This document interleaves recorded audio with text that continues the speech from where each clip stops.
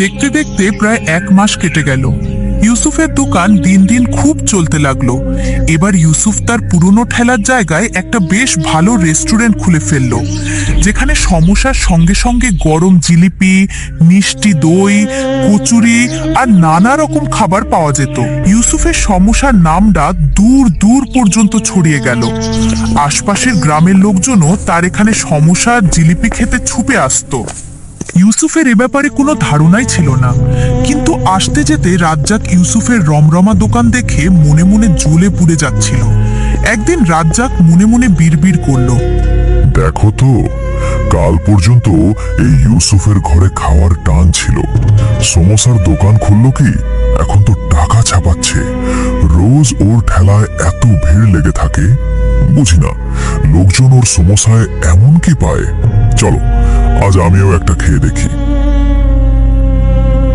রাজ্জাক ইউসুফের দোকানে পৌঁছে বলল, আরে ইউসুফ ভাই, আমার জন্য 2টো সমোসা দিয়ে দাও তো।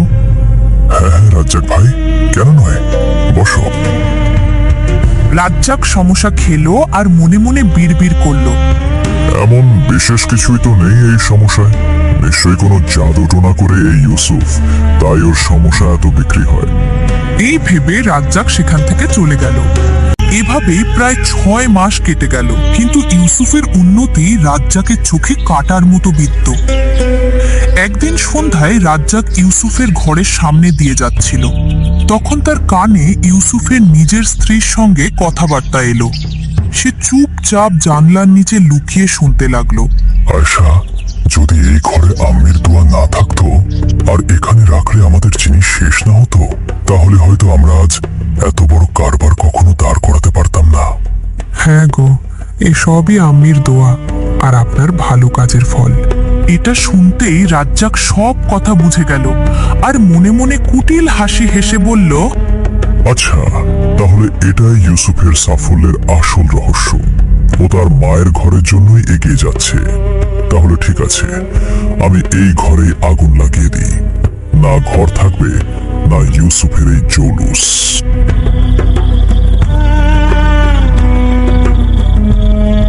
পরের রাতে যখন গোটা গ্রাম গভীর ঘুমেছিল, রাজ্জাক চুপি চুপি ইউসুফের ঘরে পৌঁছলো আর তার ঘরে আগুন লাগিয়ে চুপচাপ পালিয়ে গেল। দেখতে দেখতে ঘরটা দাউ দাউ করে জ্বলতে লাগলো। ধোঁয়া আর আগুনের শিখার মধ্যে ইউসুফ তার স্ত্রী আর 2 সন্তানকে নিয়ে কোনো মতে ঘর থেকে বেরিয়ে এলো। চিৎকার শুনে ততক্ষণে সব গ্রামবাসী জড়ো হয়ে গেল। আরে ইউসুফ বাবা, তোমার তো গোটা ঘরটাই জ্বলে গেল। এখন তুমি তোমার পরিবারকে নিয়ে আমার ঘরে চলো, বাকিটা সকালে ভাবা যাবে যে কি করতে হবে। চৌধুরী সাহেব ইউসুফ আর তার পরিবারকে ভরসা দিয়ে নিজের ঘরে নিয়ে গেলেন।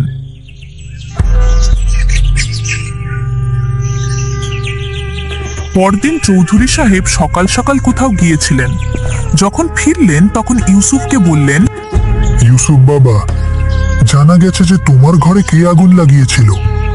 আজ সন্ধ্যায় পঞ্চায়েত বসবে, তুমিও সেখানে এসো। আমি গোটা গ্রামের সামনে বলবো যে এই নীচ কাজটা কে করেছে। সন্ধ্যায় গ্রামের চাতালে পঞ্চায়েত বসল। চৌধুরী সাহেব রাজিয়া খালাকে সামনে ডাকলেন আর জিজ্ঞেস করলেন, হ্যাঁ রাজিয়া খালা, একটু বলুন তো, আপনি সেই রাতে কি দেখেছিলেন? কে ইউসুফের ঘরে আগুন লাগিয়েছিল? চৌধুরী সাহেব, প্রায়ই আমার ঘরে যখন কোনো জিনিস শেষ হয়ে যায় তখন আমি আয়েশার ঘর থেকে চেয়ে আনি। সেই রাতেও আমার ঘরে আটা শেষ হয়ে গিয়েছিল। আমি রাতে আটা চাইতে ইউসুফের ঘরের দিকে যাচ্ছিলাম, তখন আমি দেখলাম একটা লোক হাতে কেরোসিন তেলের ক্যান নিয়ে সেদিকেই যাচ্ছে। আমি কিছু বলার আগেই সে ইউসুফের ঘরে তেল ছিটিয়ে আগুন লাগিয়ে পালাতে লাগলো। আমি জোরে চিৎকার করলাম, কে ওখানে? আরে কে ওখানে?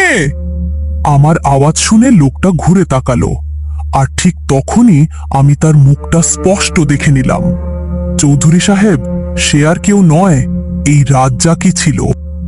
চৌধুরী সাহেব কঠিন চোখে রাজ্জাকের দিকে তাকালেন আর বললেন, কি রে রাজ্জাক, তোর কিছু বলার থাকলে বলো। রাজ্জাকের কাছে বলার মতো কিছু ছিল না।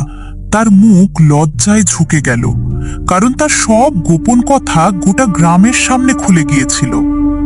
তখন চৌধুরী সাহেব বললেন, তাহলে ঠিক আছে, রাজ্জাককে এর শাস্তি অবশ্যই পেতে হবে। একে এখনই পুলিশের হাতে তুলে দিই।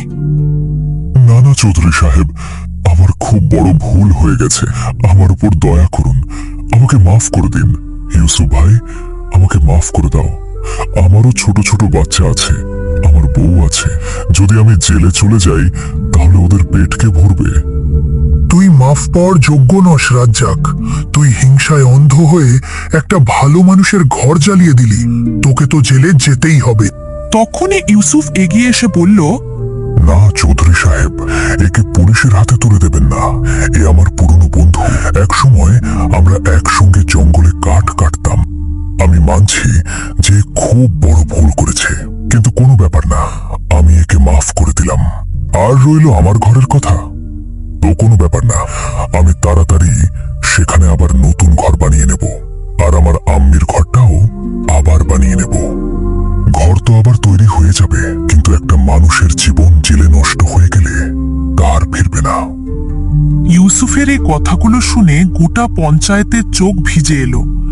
আর এভাবেই ইউসুফ তার বন্ধু রাজ্জাককে মাফ করে দিল। সময়ের সঙ্গে ইউসুফ নিজের জন্য আগের চেয়েও বড় আর সুন্দর একটা ঘর বানিয়ে নিল। আর যেখানে আগে আম্মির ঘর ছিল, সেখানে সে আবার ঠিক সেরকম একটা ঘর বানিয়ে দিল। কিছু সময় পর ইউসুফ রাজ্জাককেও তার রেস্টুরেন্টে কাজে রেখে নিল, যাতে তার বাচ্চারা না খেয়ে না থাকে।